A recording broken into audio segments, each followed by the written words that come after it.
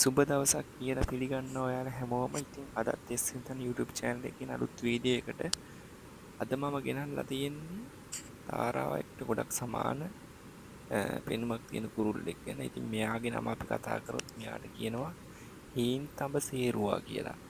ඉතින් මෙයා ශ්‍රී ලංකාවේ පහතරට වැව් කුඹුරු හා වගුරු වාර්ෂික බහුලව දකින්න පුළුවන් පක්ෂියෙක්.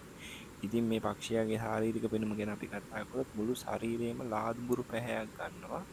මෙයාගේ පියාසර කරන පියාට කළු පැහැයක් ගන්නවා.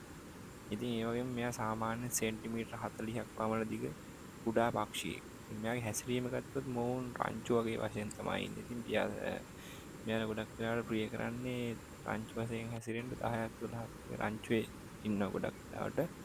මෙයාගේ හඬ ගැන කතා කරොත් සිහින් හඬක් තියෙනවා මෙයාට. ඉතින් මෙයා සිහින් හඬක් නිකුත් කරන හින්දා තමයි මෙයාට මේ නම ලැබිලා තියෙන්නේ. මේ හීන් සේරුව කියලා කියන්න හේතුවත් ඒක තමයි. ඉතින් මෙයාගේ වාසස්ථාන ගත්තොත් වැව් කුඹුරු සහ වගුරු බිම් වෙනවා. ඉතින් මෙයාලගේ විශේෂත්වය තමයි ශ්‍රී ලංකාවේ නේවාසික හෙවත් නිත්‍යවාසී සේරුන් විශේෂ දෙකක් ඉන්නවා. ඒ දෙකෙන් වඩාත්ම සුලභව දකින්න පුළුවන් විශේෂය තමයි අපි මේ දකින්න මේ වීඩියෝ එකේ දකින්නේ.